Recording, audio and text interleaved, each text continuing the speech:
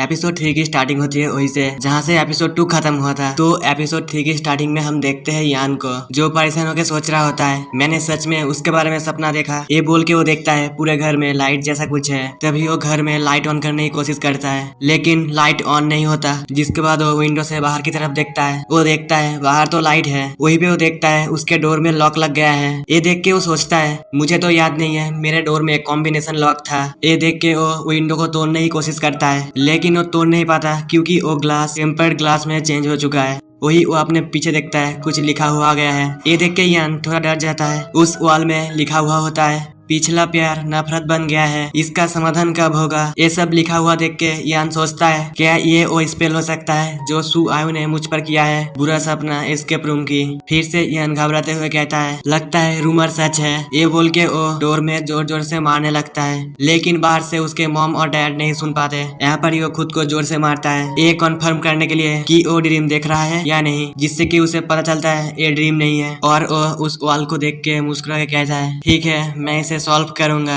ये तो सिर्फ एक कॉम्बिनेशन लॉक है, मुझे कोई फर्क नहीं पड़ता कि तुम कौन हो। उसके बाद उस लॉक को देख के सोचता है एक 5 डिजिट पासवर्ड, ये तो गेस करना इम्पॉसिबल है। ये जब वो सोच ही रहा होता है तभी उसे याद आता है कि उसने सपने में ब्लैक वर्ड देखा था। तो यान अब 9 की इनपुट मेथड का यूज करके ब्लैक से 5 डिजिट पासवर्ड निकाल लेता है और इस पासवर्ड को एंटर करने से ही डोर ओपन हो जाता है। अगले सीन में हम देखते हैं यान मुंह धोते हुए सोच रहा होता है मैंने लास्ट नाइट एस्केप रूम का सपना क्यों देखा। जब वो मुंह धो ही रहा होता है तभी उसके लिए एक पैकेज आता है। जिसके बाद यान उस पैकेज को खोल के देखता है कि उसमें एक लेटर है। वही वो उस लेटर को पढ़ के ये कौन लेके आया है वो देखने लगता है लेकिन वो उसे नहीं देख पाता। यान की मॉम उसे ऐसा देख के बोलती है क्या हुआ कुरियर मैन कब का चला गया है। यहाँ पर सीन चेंज होता है और हमें ऑफिस का सीन दिखाया जाता है जहाँ पर यान हुजी से पूछता है क्या तुमने लास्ट नाइट बुरे सपने देखे। तो हुजी कहता है ये मत बोलो कि तुमने भी देखा है। और वो फिर से कहता है लास्ट नाइट मेरे ड्रीम में मैं एस्केप रूम में फंस गया था जिसमें हम दोनों कल गए थे। सुआयु बस मुझे घूर रही थी टीवी से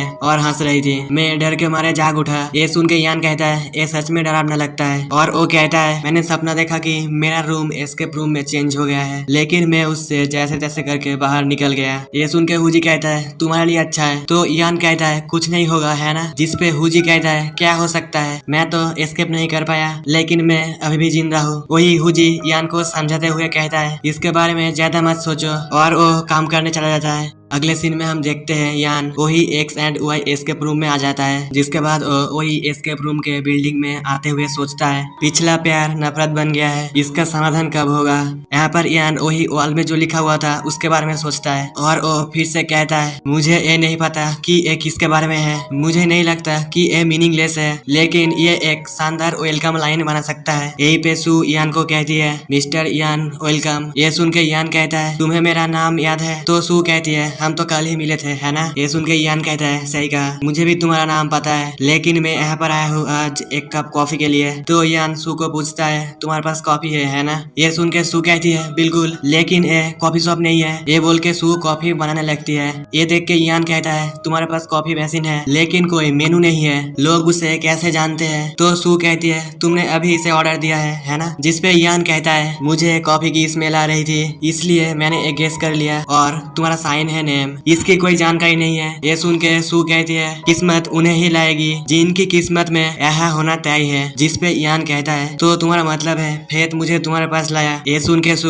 उसकी तरफ कॉफी ले आके कहती है फेथ तुम्हें इस कॉफी तक ले आया। ये जब वो बोल ही रही होती है तभी उसके जो कस्टमर है वो एस्केप रूम से बाहर आ जाते हैं और सू उन लोगों को कांग्रेचुलेशन करने के लिए चली जाती है। वहीं पे यान सोचता है क्या फेथ है। वो लोग जब जा रहे होते हैं तो सू कहती है मैं तुम्हें कभी जाने नहीं दूंगा। ये सब देख के यान कहता है तो तुम्हारे पास दूसरे कस्टमर्स भी है। ये सुन के सू कहती है बिल्कुल, और वो उसकी तरफ देख के कहती है क्या तुम्हें लगा कि तुम हमारे ओनली गेस्ट थे। तो यान कहता है नहीं, ये सिर्फ इतना है कि दोनों बार जब मैं यहाँ आया तो ये बहुत शांत था इसलिए मैंने सोचा कि तुम्हारे पास ज्यादा कस्टमर्स नहीं है। ये सुन के सू रूम की तरफ हाथ दिखाते हुए कहती है यहाँ 20 से ज्यादा रूम है, भले ही अंदर दर्जनों गेस्ट हो तुम उन्हें नहीं देख सकते और मेरा एस्केप रूम पॉपुलर हो गया है। सब लोग बोलते हैं जो यहाँ पर आते हैं वो स्मार्ट हो जाते हैं। ये सब सुन के यान कहता है क्या ये उस रूमार के कारण नहीं है कि तुम लोगों को मोहित कर सकते हो। ये सुन के सू कहती है ये कारण का हिस्सा है। यहाँ पर यान कुछ देर सोच के उसे कहता है मैंने लास्ट नाइट सपना देखा। तो सू कहती है मेरे बारे में। तो यान कहता है हाँ। जिसपे सू कहती है बहुत सारे रिपीट कस्टमर्स कहते हैं उन लोगों ने मेरे बारे में सपना देखा है। मैं ये सुन के पक चुकी हूँ। तो यान कहता है लेकिन मैंने सपना देखा कि मैं एक एस्केप रूम में बंद हो चुका हूँ। ये सुन के सू कहती है